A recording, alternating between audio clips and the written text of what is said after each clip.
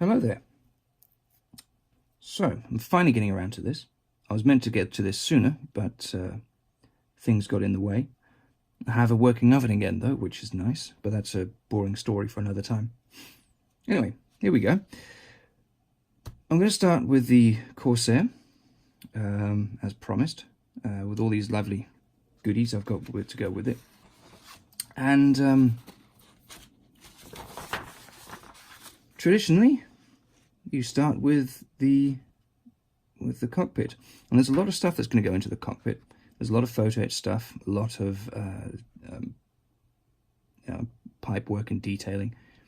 Now, I'm not going to go too mad, because the way I see it is, it's a small cockpit. There's only a small amount of space you can look into it, and even less space, things you can see hidden behind and underneath instrument panels and equipment. So what I'm going to do is I'm going to detail it, but detail it enough. I'm not going to go too mad, because there's no point, in my eyes, others will disagree here, to put more detail in than is absolutely necessary. I also want to keep it flowing, because sometimes you can get bogged down with adding more and more detail, and frankly I just don't have the time, and I need something a bit more fun. And if I end up adding too much detail to stuff, it just never ends. I'm gonna lose mojo, like I've done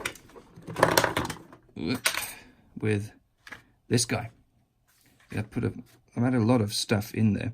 This is the Revell 32nd scale Spitfire. Now there's some nice detail in there, but it's very lacking. So I ended up adding Photo-etch and scratch build stuff and cables and whatnot. It just started to drag, and it's not going anywhere. So I need something to just refresh the batteries, and this is a good way to do it. Anyway, so we start off with the cockpit, or at least that's what it does here. But I'm going to start with the landing gear. Reason being, it's tedious, and if I do it now, it's out of the way, and that means I can just put it together. I can build it, assemble it, put it in a box, and get to it later.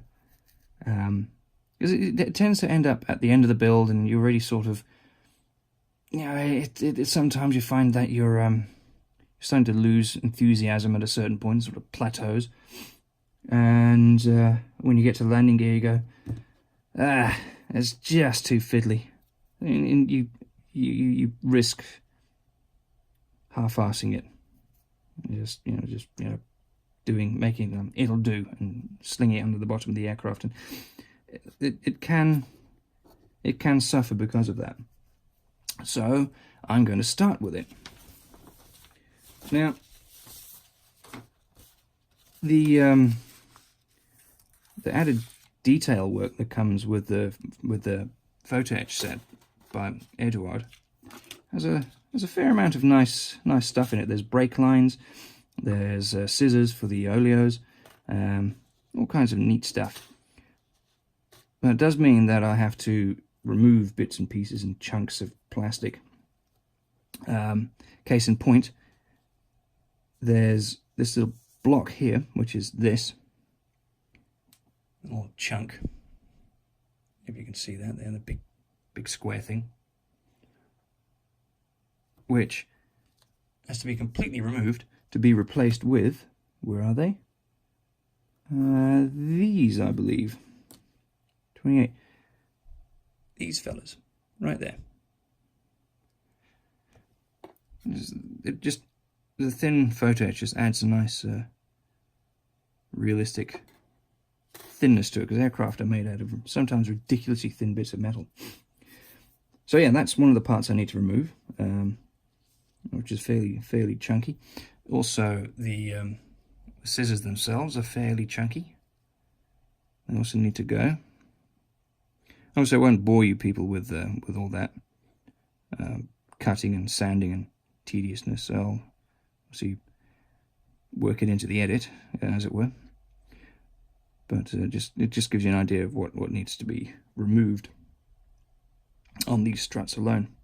The tail strut itself isn't too bad. I just have to get rid of, there we go, this little triangle here, because that gets replaced with a small little A-shaped bracket, which is a tow hook, I believe. So that can be then dragged around an airfield or carrier.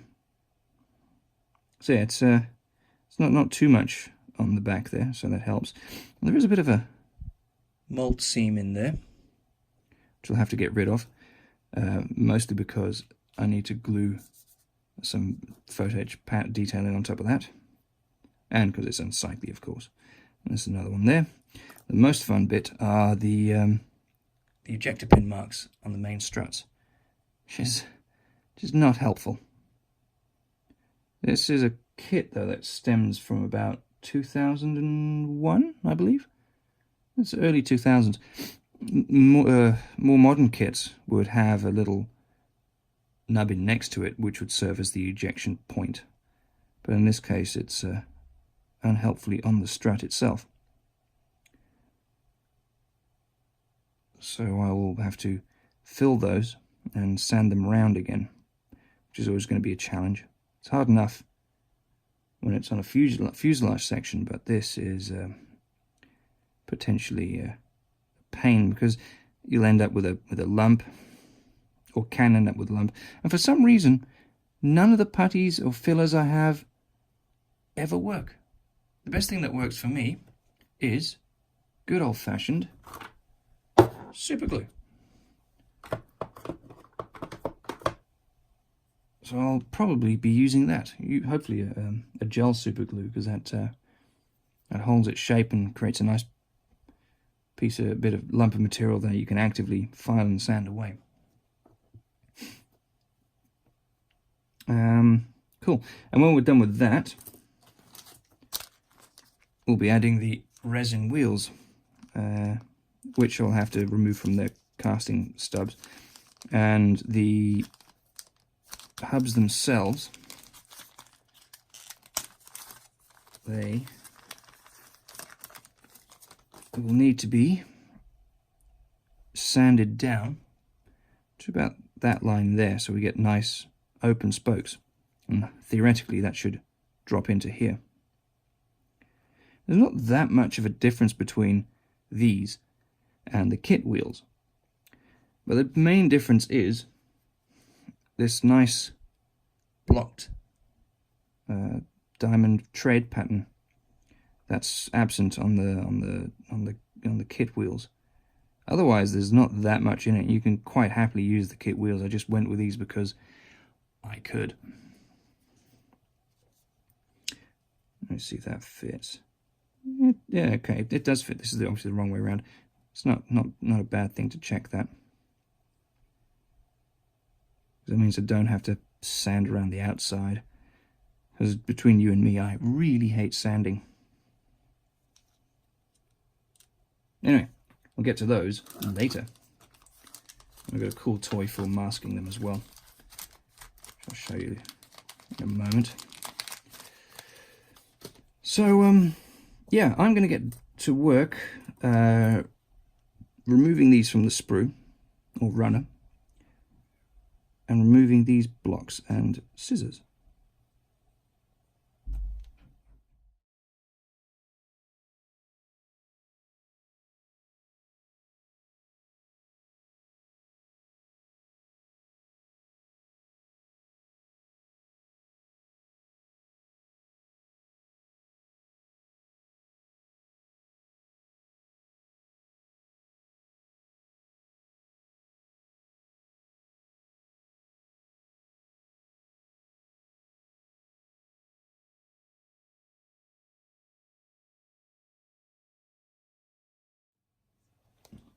Well, okay, that was the main struts done, and I've managed to quite successfully remove the excess material on there that the Photo-etch requires. So in doing so, I shall now, oh, there's a little bit left in there, start adding the Photo-etch to the parts that require it. These will be, to start out with, the scissors that I removed, and on the kit they were pretty chunky, but they're nice and fine on the Photo-etch. As you can see, there's these parts here. The kit, or the set's instrument panel, isn't too bad. It's actually quite nice, but I'm not going to be using that because I've got the Yahoo one. So yeah. Anyway, so we're going to go back to these.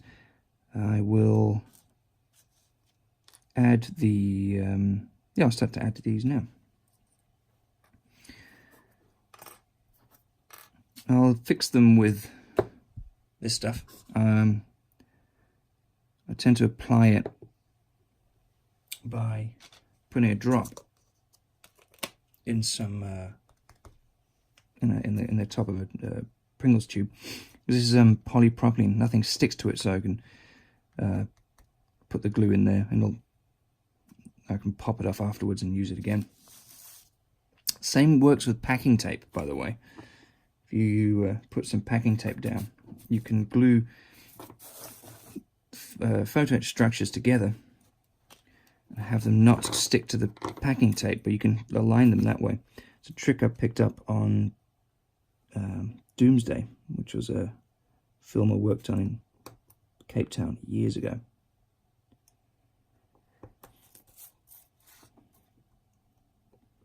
We made massive gantries out of brass that were supposed to be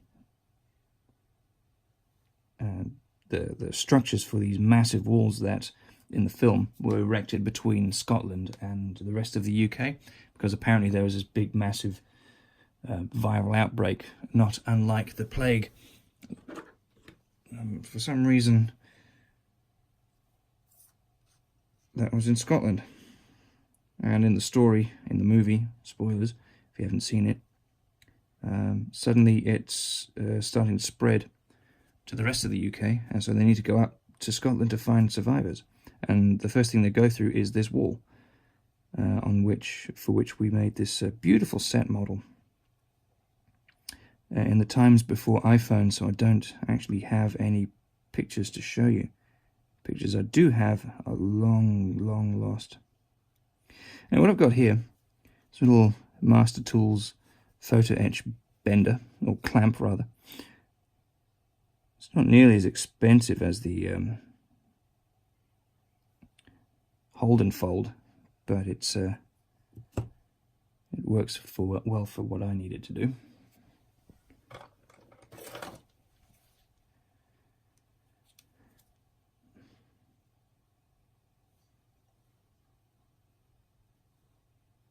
And this stuff can obviously get quite fiddly. And thankfully I have a carpet which is the exact colour to make all these parts disappear should I drop them, which is fantastic. So I may swear at some point, just so you know.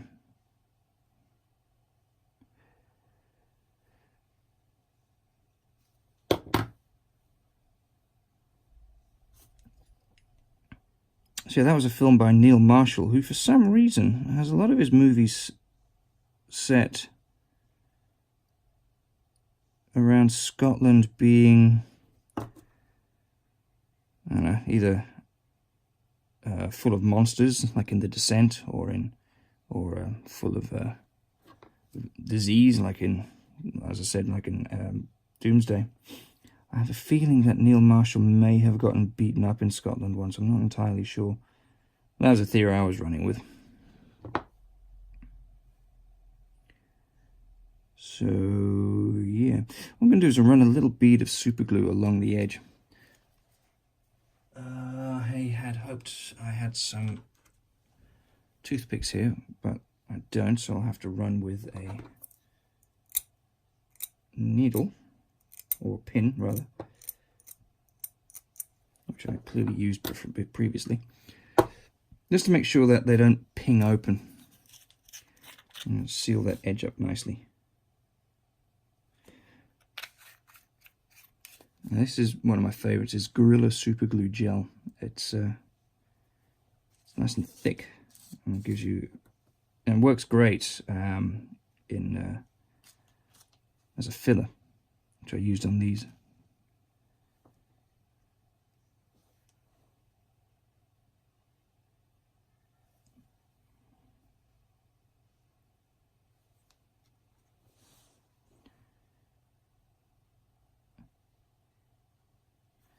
Less is more. Photo-etch is a tricky beast. Sometimes it glues really well, other times it just doesn't want to hold at all.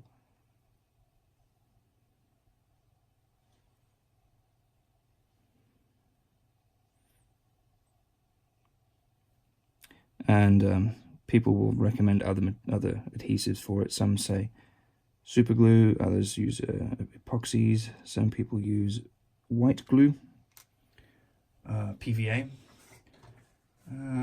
I just use super glue because it's to hand, and I'm impatient. If I have to wait for white glue to set, it's just not going to work for me.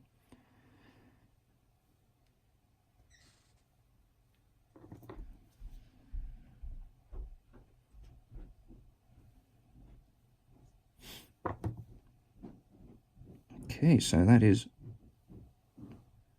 one oleo scissor done, kind of. Getting things lined up is always a challenge. Thankfully brass is nice and soft, so there we go. Now, how do we orient this? So if we've got this strut that way, it shows the angle out, which is the other way around on this, so I need the other leg for that.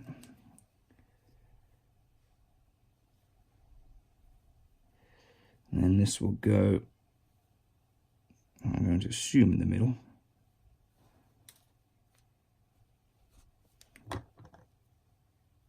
There we go.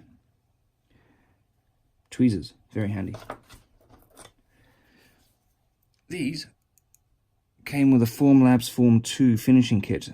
I like them so much, I took them home with me. Same goes for the clippers, they're also very good. Don't know where Formlabs gets them from, but they're very nice. Anyway, so this little thing is going to sit on there.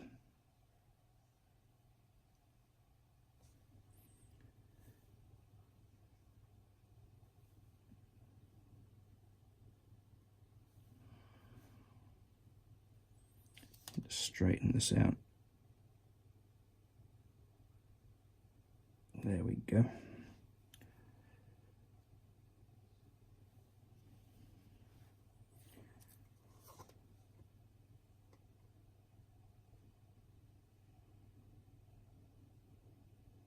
And I just know that somewhere someone is cringing watching me do this.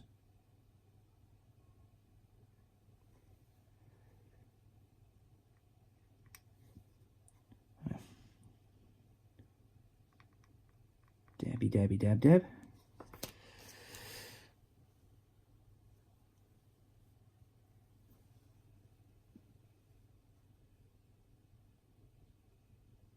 Precision breath hold.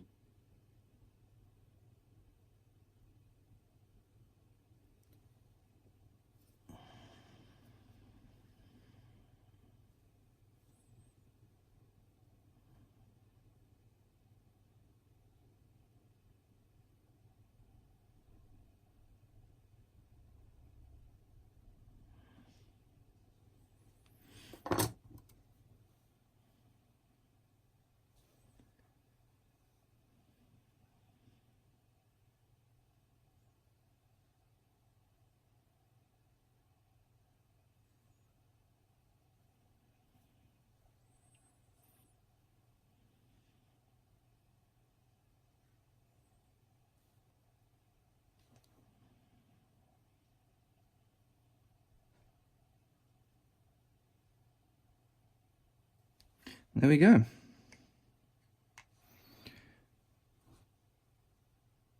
That is one scissor installed. It's not too shabby. Looks a lot better than the really thick, chunky part that came in the kit. And it didn't take too long, although for some reason, just looking at the stop motion footage a moment ago, I was going to go through a weirdly large number of files just to get it to this point. So yeah, that's in place. It's hopefully not going to go anywhere until I obviously drop it at some stage, which is inevitable, for I am a klutz. Right, so that's that part. And we also need to install the brace that's on there. That goes around the back of the front gear door. There's also a small brace that goes around the base of here, and a brake line that goes along here. I'm looking at this one in reverse. Probably should, yeah, because it's swapped. So yeah, this one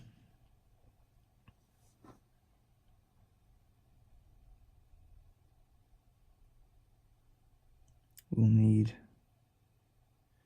so that goes to the back of the wheel, so I'll need to bear that in mind later. Anyway, let me install a little fork. I say little, it's a little bit bigger than I thought it was going to be. I suppose big is relative.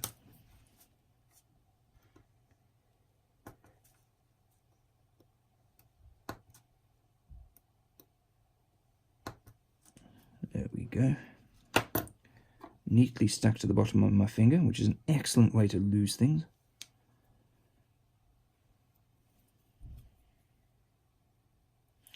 Now, how does this fit? It goes on there. Do I need to bend it in any way? It looks like I do. Just have to give it a bit of a curve.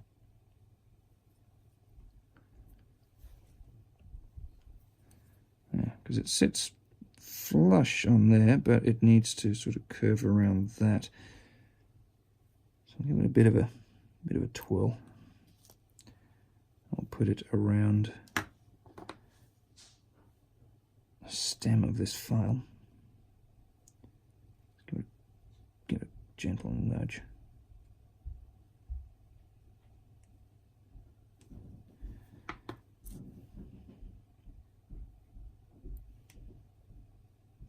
There we go. Alright, just had to say good night to herself. Anyway, so that part, a little bit of the old super glue there. Oh, let me just double check it fits still before I go too mad.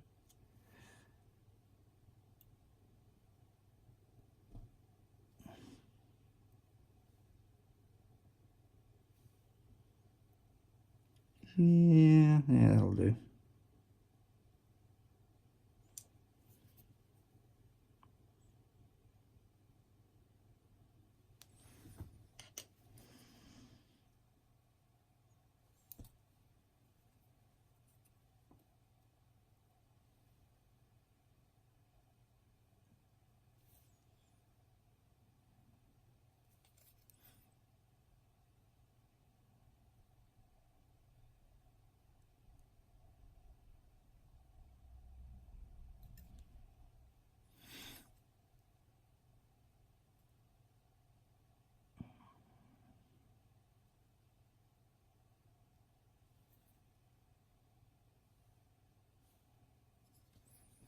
There we go.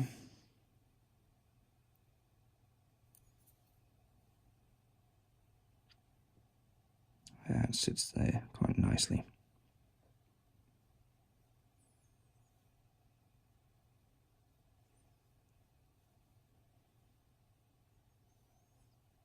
It just gives a little bit of extra detail in areas like with those holes here, a little recess there, because obviously these are molded left and right down this line, so you can't really get those details without some impressive slide molding, which is pretty tricky in here and on the inside as well, because you've got to put a mold in bits and things that move around. It's just not possible. And that's where this Photo-etch comes in handy. Right, so looking at part number 48 now. Naturally, you'd be wanting to keep a reference close by, which is fine. I mean, people build the way you want to build and to the level of detail you want to build. The way I see it, I don't have a Corsair parked in the back garden, so I don't have anything to compare it to. Therefore, I will add as much detail as will reasonably allow without getting too obsessed about things.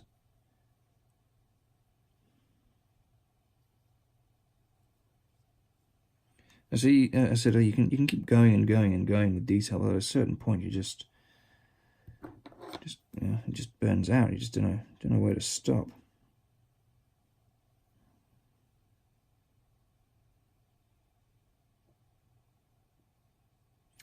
This sits about here. Is it? No. Yes. No. Yes. No. Yeah, maybe.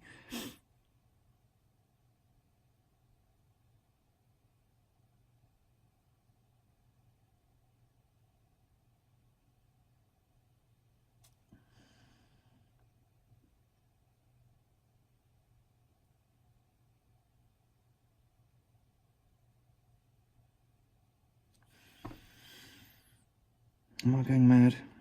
No, I'm not, because it's late and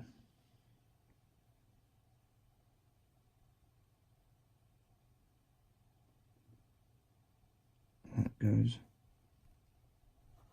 So I'm looking at this all wrong. Yeah, I'm sorry, I'm just getting confused by myself here. So if that's there, this should be on this side. Yes. Yes. Yes. Yes.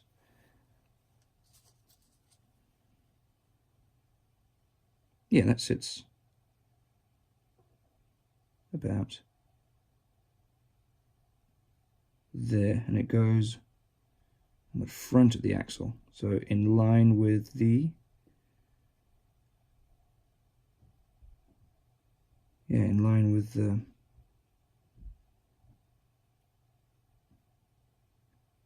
with the strut. That should sit there, that sit there. I'm going to fix that there. And again, references would be helpful.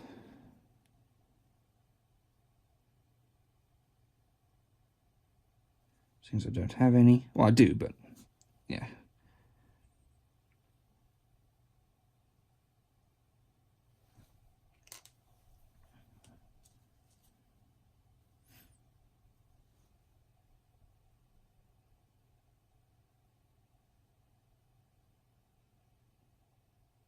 Now this should then meet up with the inside of the wheel when that's on. This is the brake line. Actually, I'm pretty sure we'll have a line meeting up to it, which I will use lead wire, lead solder, to create the rest of the line leading up to that. For that, I shall get some references. That's going to end up in the wheel bay. So that's there. If I look at the wheel hub,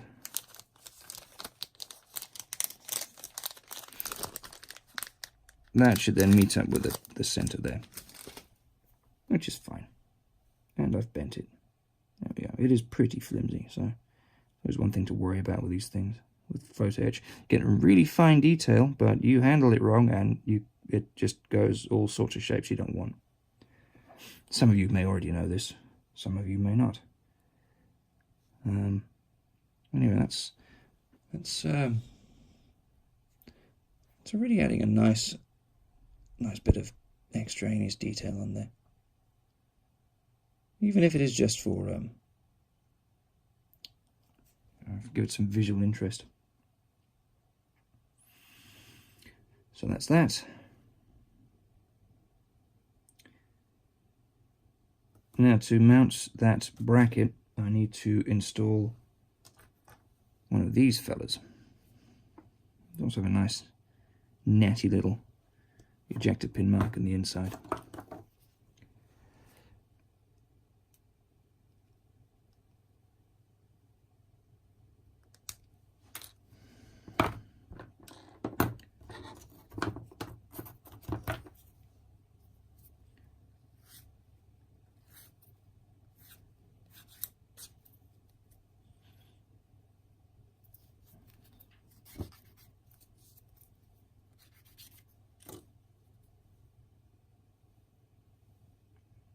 Sometimes you wonder, is that detail or is that just a mold line?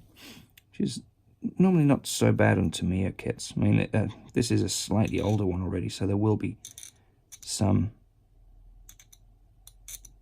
mold lines and maybe even flash in places, but not much. It is Tamiya after all. Tamiya are exceptionally good when it comes to that. Especially their newer big 32nd scale Corsairs, which I haven't had the pleasure of building it, but lots of friends of mine who have. Can't say enough good things about them. Let's get rid of those little mold lines there.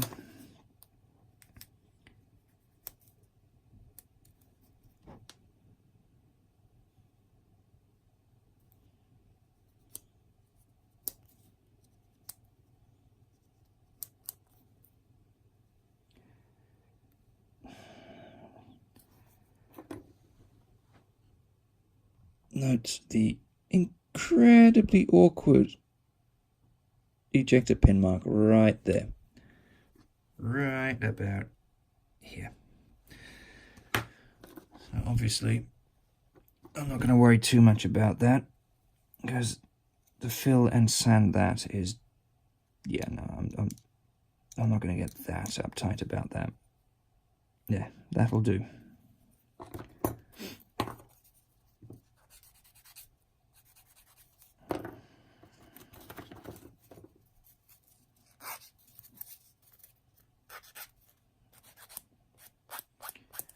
Sometimes you got to pick your battles.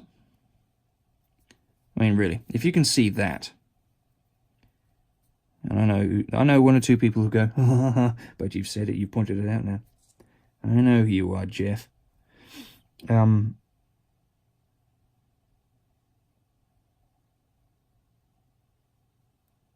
yeah, it's really hard to see. It's right buried right in there. And yeah, it's fine.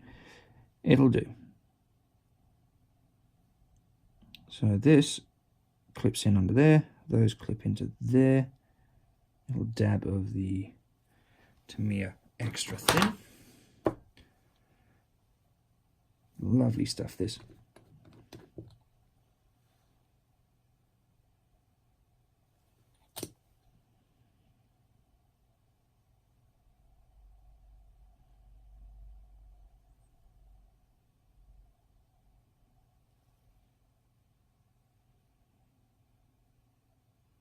Here I am gluing these things, not actually taking any note of the number, or the part number, hoping they're symmetrical, and they are.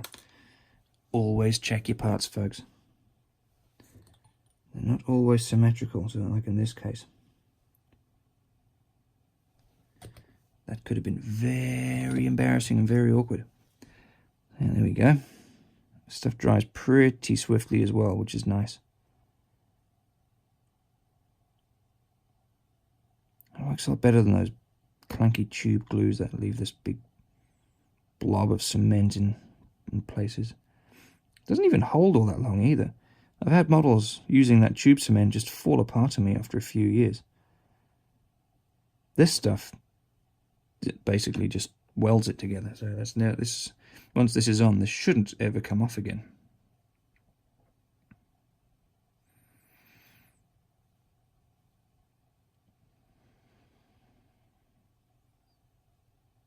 Shouldn't. I say this now, but you know.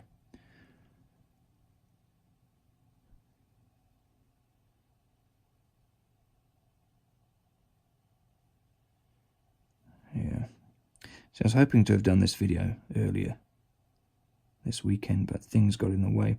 As I said earlier, at the beginning of the video, is our oven decided to blow up.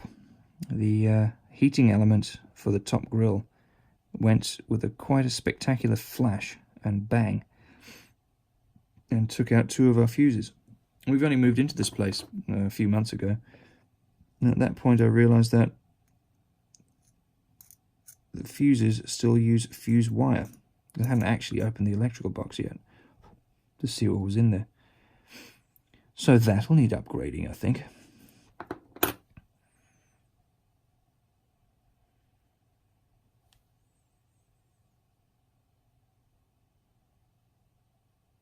Now I can do one of 2 things here. Either I mount this part to the door, or I mount it now to the strut.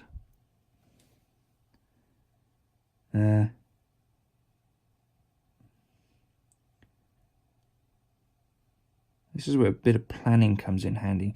It helps to, when you look at Eduard Photo-etch sets, you can go to their website and you can download the PDF instructions for them, which is very handy. I do that a lot. It gives you an idea on how basic the kit you're purchasing is going to be. You can look at it and go, do I really need to get these photo-etch details, or is what's in the kit good enough? And if it's only just a sparse smattering of little bits and pieces, then you're good to go. You don't necessarily need to get the photo-etch, and then it's just, do I want to embellish on this personally? Do I want to add that little bit of extra detail because I can? So this kit has a fair amount of stuff, but it's not too much. And these are parts for the landing gear. There's some stuff in the cockpit. There's the seat. The seat is always good to have in Photo-etch because the kit seats are always injection molded, which is fine. But in reality, especially in World War II aircraft, they tend to be made out of sheet metal, or in the Spitfire's case, plastic, as they decide for some reason. And you can't quite get that thinness with plastic, but you can with Photo-etch. And an example of where a kit needs a lot of extra detail was this thing. Having a look at the website for Eduard and all the Photo-etch stuff, the amount of stuff that they glue onto this thing. We're talking panels and interior pieces and engine parts. It's just staggering what this thing's missing. I will finish it. I will. So yeah. Let me see, dropped it. Knew I'd do that. Where did it go? You rascal.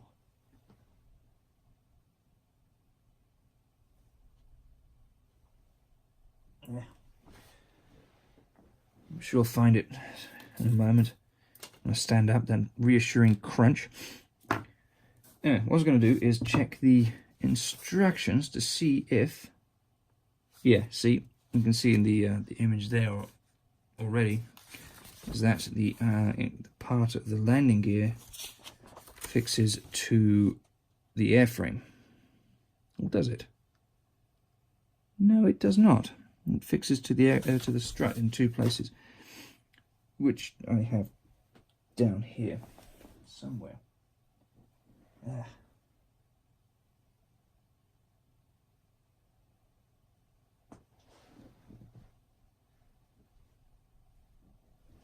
Yeah, you could make kit plastic in the brightest colours imaginable. You'd still lose it on any colour carpet.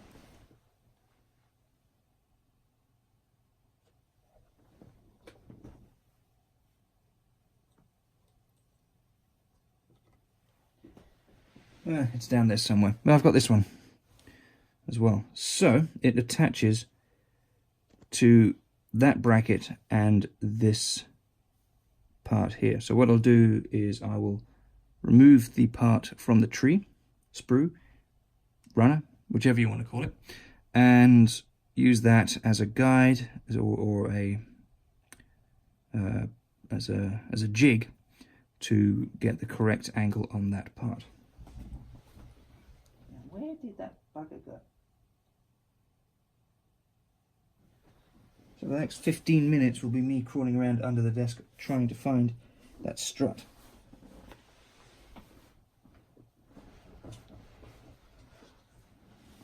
Ah, there it is. That's quick.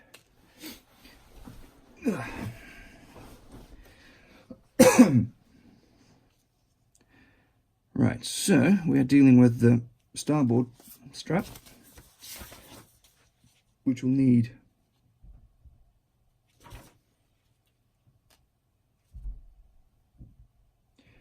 B35. There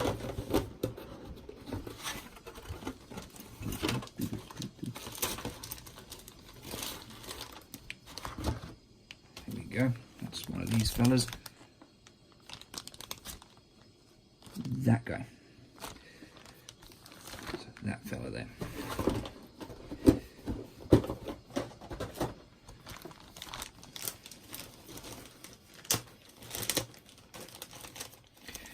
When I was a lad, all we had were Revell kits where I was growing up. Revell and Italeri and the odd monogram, but mostly Revell.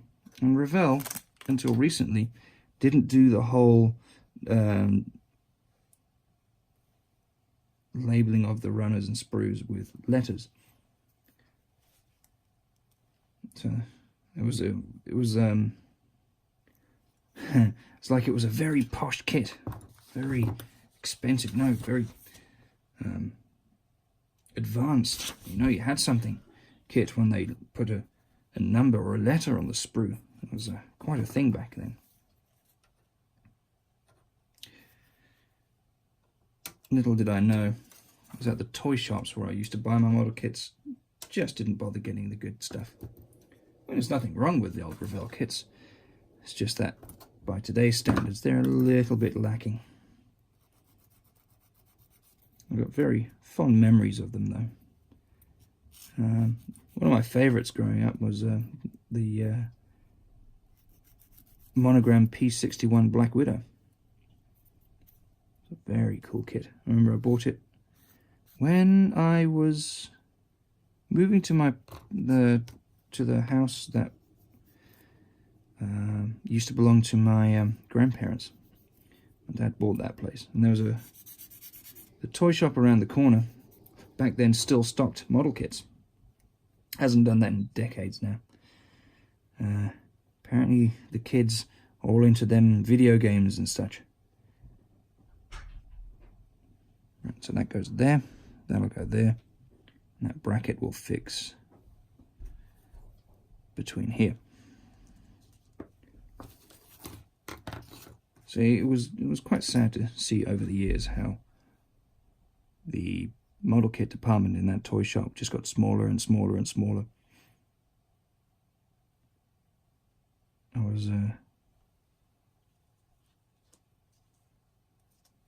recalling that at one point it was the back quarter of the shop, and just over the years it just disappeared. Interestingly, at other toy stores, they seem to be starting to stock model kits again, which is heartening. Right, now then, there's a slight curve to this part. We can pick it up there, see that? So this part will have to match that. What I'll do, I'll put that in more or less the position it needs to be in, just give that a bit of a press.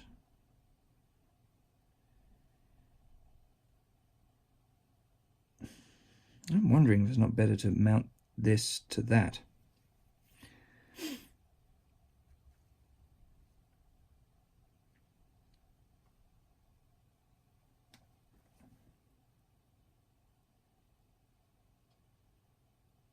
fact, it might be. I'll do that. I'll mount this to that, and then I'll still use that positioning as a guide, though. Solely because if I mount this to here, it's mounting to these teeny parts,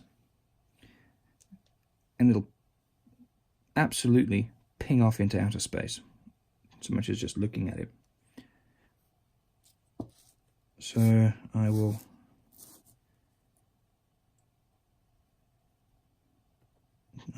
fix it to that part where it has a much larger surface area to hold on to.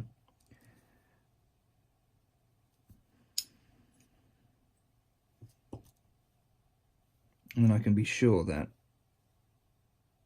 it'll still be there the next time I look at it. What I'll do is just give it a bit of a score, just to help the glue get some purchase, as it were.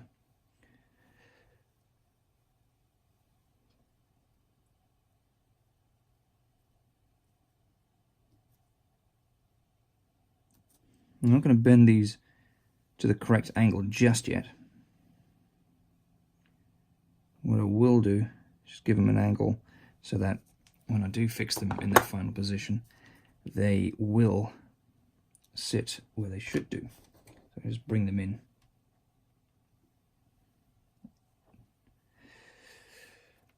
Alright, so let's put that there.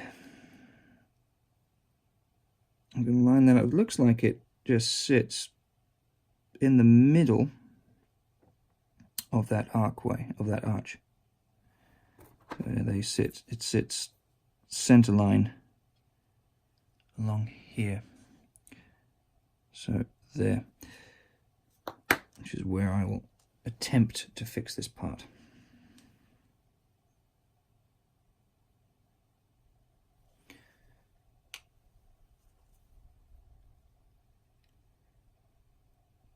The nice thing about this gel super glue is it gives you a bit of working time. You can move it around a bit.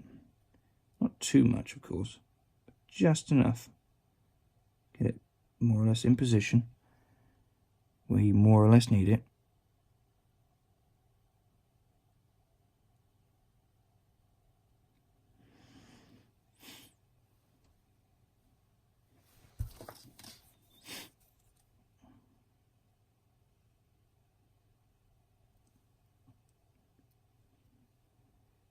Provided it doesn't fall over.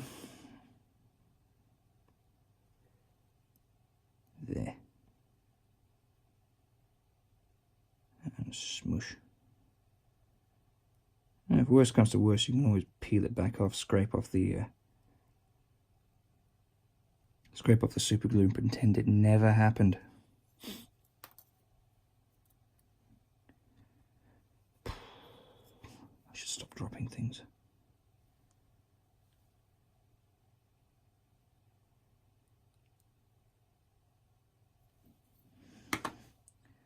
Now, put that there, bend these around,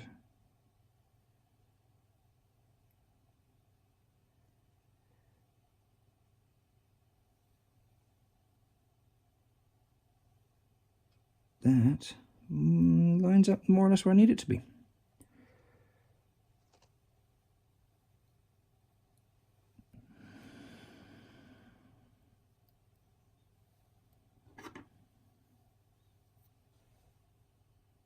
It says there, but I think, yeah, that's more or less where it needs to be. So what we have now, so I'm not going to do that because this needs to be painted a different colour as far as I'm aware, which is, according to the instructions, an interior green. Is it? XF3 is yellow. XF5 is flat green. 1-to-1. Yeah, so that will be interior green. So yeah, it's best I just leave this as a separate piece for now, which could have actually moved over a bit more that way, but ho hum. And call this strut done.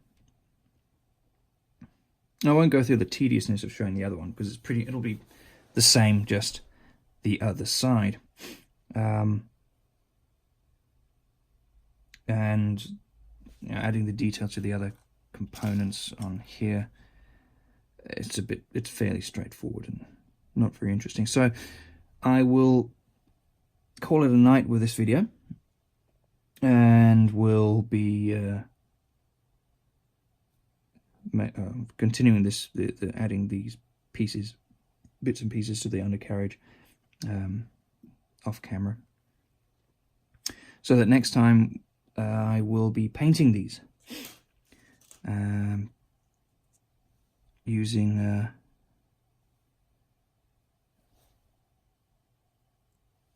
I think either Alclad or Vallejo metals.